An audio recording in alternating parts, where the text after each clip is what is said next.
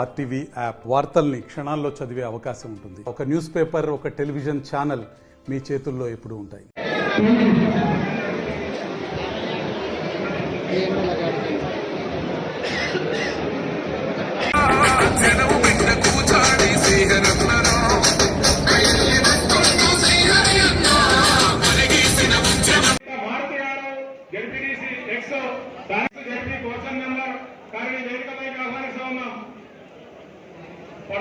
ఇది రెండో మీటింగ్ అనుకుంటా. గతం మీద మరి కాంగ్రెస్ జెండా ఎగరాలి. ఈ జెండా మరి ఢిల్లీ గద్దె మీద కూడా ఎగురుతుంది. ఇక్కడ ఎగురితే నెక్స్ట్ ఢిల్లీలో కూడా ఎగురుతుంది. కాబట్టి మరి పునాదిగా రేపు పార్లమెంట్ ఎన్నికలలో మన యొక్క పార్టీ నాయకుడు మరి త్యాగాల కుటుంబం దేశం కోసం అహర్నిశలు కృషి చేసేటువంటి పార్టీ కాంగ్రెస్ పార్టీ. ఆ పార్టీ నాయకత్వం ద్వారానే ఈ దేశంలో మరి రాజ్యాంగం గాని, హక్కులు గాని, పేదలకు ఇల్లు గాని, మరి భూముల పంపకం గాని, అటవీ హక్కుల చట్టం గాని, 100 రోజుల పని చట్టం గాని, సమాచార హక్కు చట్టం గాని, విద్యా హక్కు చట్టం గాని, ఇట్లాంటి ఎన్నో గొప్ప మార్పులు తీసుకొచ్చి ప్రతి దగ్గర పిల్లల చదువులకు కాలేజీలు, మోడల్ స్కూళ్లు, ఏకలవ్య స్కూళ్లు, మరి యూనివర్సిటీలు అనేకం ఈ దేశంలో విప్లవాత్మకమైనటువంటి మార్పులకు శ్రీకారం చుట్టింది.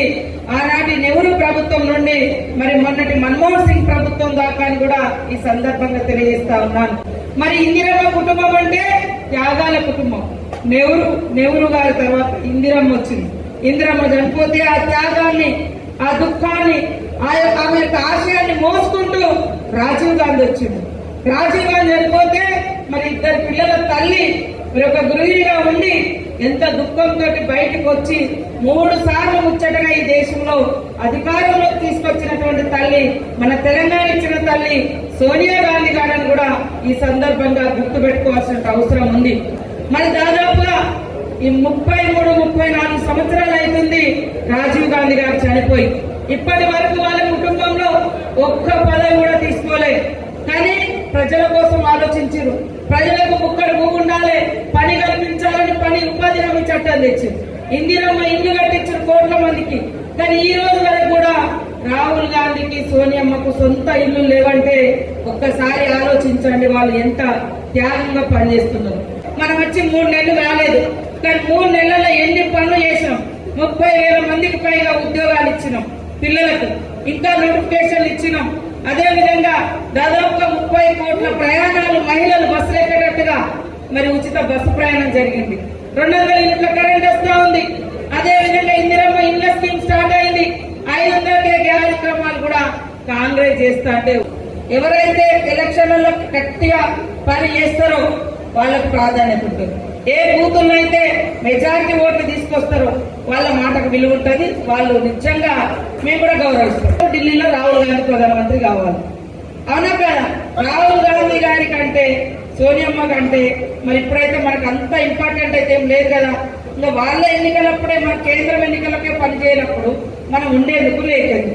ఖచ్చితంగా నెల రోజులు అందరు మీ అన్న డిమాండ్ అన్ని మీరు ఎవరిని నేర్చుకోవాలన్నా, ఎవరి గేట్లు తెరవాలన్నా మీ అభిప్రాయము ఇక్కడ శ్రీయారన్న మీరందరూ అభిప్రాయంతో ఈ దేశం బాగుపడాలంటే రాహుల్ గాంధీ గారు ప్రధానమంత్రి ఉండాలి. వాళ్ళు ఎంతసేపు 10 ఏళ్లలో ఏం చేసినా చెప్పుకుంటలేరు. దేవుడి పేరు చెప్తున్నారు, ఇంకో మతం పేరు చెప్తున్నారు. దయచేసి 50,000 మెజార్టీ మీరు లక్ష్యంగా పెట్టుకొని పనిచేయండి. అప్పుడు మీరు ఏం చెప్పినా, నేను ఇప్పటికి కూడా మీరు ఏం అడిగినా శ్రీయారన్న నేను ఇచ్చుకుంటూ వచ్చినా. కాబట్టి రాహుల్ గాంధీ గారిని ప్రధానమంత్రి చేసే దాంట్లో మన పార్లమెంటు కూడా గెలిచుంటే మనకు రేపు సెంట్రల్ లో ఖచ్చితంగా కాంగ్రెస్ వస్తున్నది.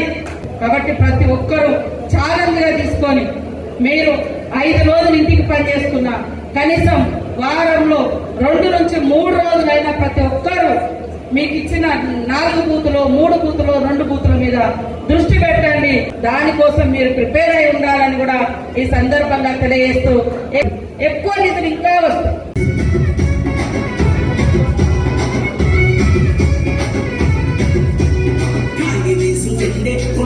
పండగ సునక్క జనం మధ్య ఉంటే పెద్ద పండగ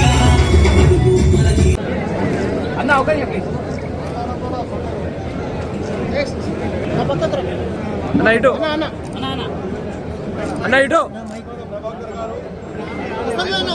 మరిన్ని వీడియోస్ కోసం ఛానల్ ని సబ్స్క్రైబ్ చేయండి, లేటెస్ట్ అప్డేట్స్ కోసం వాట్సాప్ ఛానల్ ని ఫాలో చేయండి అండ్ లింక్ డిస్క్రిప్షన్ లో ఉంది.